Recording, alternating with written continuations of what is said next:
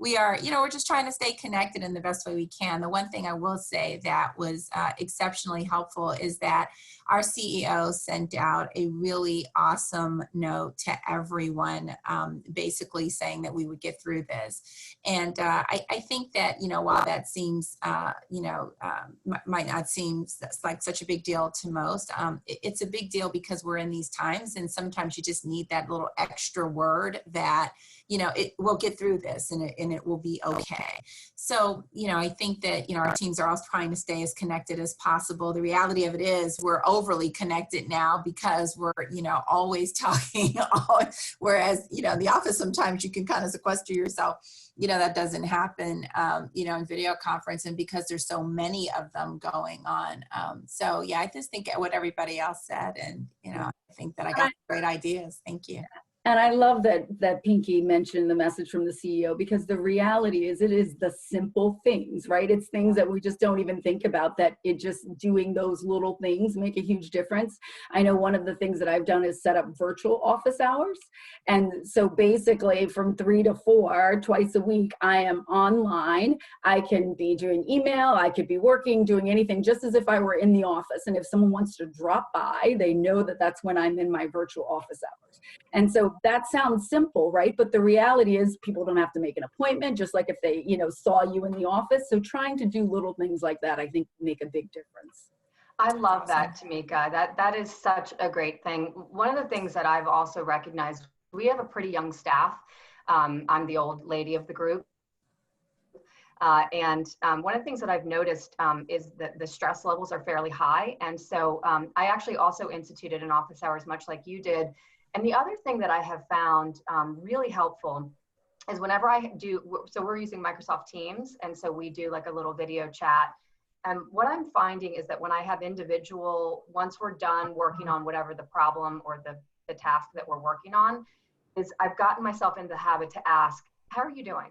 And that really has gone a long way. And I think, as leaders, I feel like it can be hard because sometimes we're so focused on the next thing and getting things set up and worrying about all the various things, but we can't forget the employees. And really the only way that we're going to notice if someone is struggling is if you ask, and ask how they're doing, because it's more than just how they're doing with the workload. It's how they're doing at managing the family or whatever their personal situations are. So I think that's Yeah, I'm glad you said that, because, I think that that's probably one of the most amazing traits about a female leader, is that you do step back and say, how are you? And you see kind of through the work, if you will.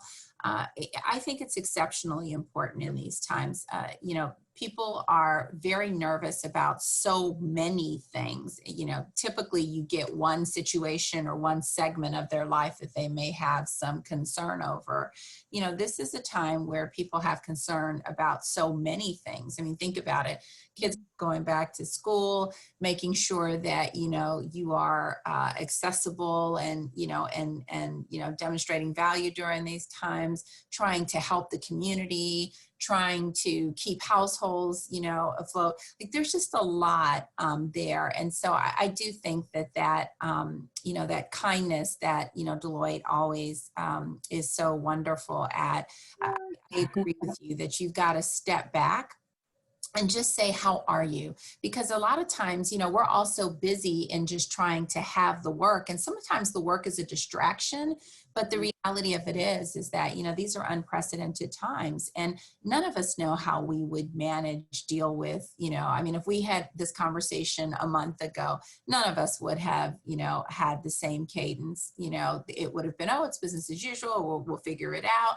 But, these are unprecedented times. And I think taking that extra moment just to say, how are you doing? And then not only hearing them, but truly listening and, being able to, and oftentimes people don't want a solution. They just want a place for somebody to listen, and just a place to kind of rest what's on their minds and spirits at the moment. So. Yeah, Pinkie, I agree with that. One of the things that I say to my managers right now is, this is not a time for management by memo.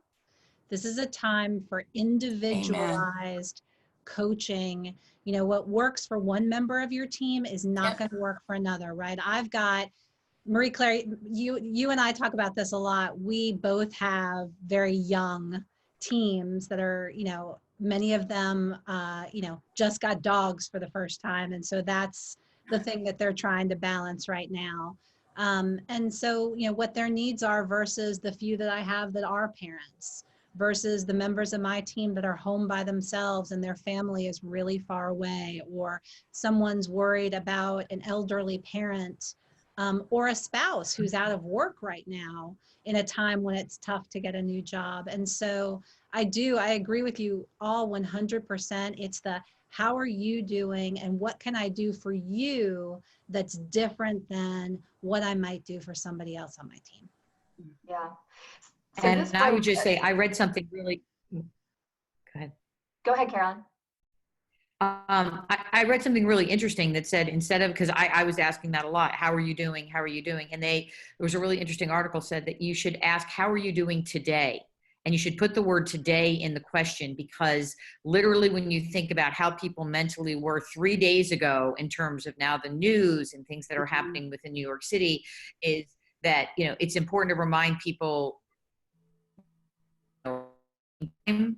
you know, to touch base. So the person yesterday that was fine might have, you know, their anxiety level might have gone up, ratcheted up 10 degrees, because maybe unbeknownst to you, they have a huge number of their family loved ones that are from New York City, and now they have ongoing concerns. So it was a really interesting article that said, you know, put the word today on it to try and get very narrow about how people, you know, are feeling, so that they can, to your point, unload, share, you know, get consolation, or just you know, emote. Because sometimes I completely agree, people just want to be able to speak and be heard more than looking necessarily for an answer, because there is a lot of concern and anxiety out there across, you know, everyone. And this has given us a really unique window into people's personal lives, and whether, to your point, they're worried about their dog or their elderly parents, or you find out that their spouse you know, has a compromised health situation, which you never would have known prior to this, because they are overly concerned about exposure. So I think that's, you know, that's something that I've tried to incorporate now in talking, you know, with my. No, Carolyn, and those are all really great points. The other thing that I just heard recently that I thought was really great too is we oftentimes ask people, what can we do to help? And we wait for them to respond when we actually know exactly what we could do to help. And so it behooves us to just do it. If we have the ability to do it, just do it. You know, I have a neighbor who runs our emergency room here, and it has been incredibly challenging. She is living in her basement because she has young kids and doesn't want them to be exposed to anything. And I know that she's not eating. And so I was leaving soup and Kahlua cakes by her step downstairs so that she could actually have things. Like, she wasn't going to ask me, Tamika, could you make me the soup that I love? Or could you make me that cake I love? So rather than wait for them to ask, we just need to do it if we can. I think that's so spot on, Tamika. And the other thing, picking up, Caroline, what you were saying is, I did learn a lesson, which was, we were on a team video chat, and I asked the question, you know, how's everyone doing? And unbeknownst to me, one employee was struggling a bit. And so that became a very emotional moment. And not that that was a bad thing, because that actually, I do think in some respects brought the team together. But I think keeping that pulse point on how individuals are doing, so that you can help them manage through when you are in a team situation. Not everyone is as comfortable, you know, sort of sharing emotions, raw emotions, as to where they're at any given time. So Right, I want Claire, to, can I just add that, you know, the other thing that I just really want to be clear about too is that, you know, being human in this space is really, really important. And, you know, sometimes it requires you to be just a little bit more transparent about what's going on with you in order to help your team be transparent with you. And so, you know, I think that, you know, we're taking on a lot of stuff right now. And so, you know, when you start thinking about all the people that you're caring for in your world, not just professionally, but personally and, you know, existentially, there's a lot that I think we carry as leaders. And so, you know, that self-care piece is just, it's just paramount. And I can't say I'm doing the best job at the moment, but, you know, it is, I definitely get why it's important to, you know, do a little self-preservation throughout the day. You know, you could be on calls from 7 a.m. till 10 o'clock at night if you allow yourself. You know, I've gone a couple of days where I look up and it's, you know, 6:30 and I still haven't eaten for the day. It's 6:30 in the evening and I still haven't eaten for the day, and I still have the same cup of coffee I had in front of me, you know, from the morning. So, you know, I think that before you can take care of others, it's really, really important that even if it's just a snippet of time, no matter how you do it, that, you know, you've got to get a little self-care in, because, you know, we are going to be taking on, and we think that, you know, it may be, you know, a finite period of time. I would argue with you, it will be a long period of time.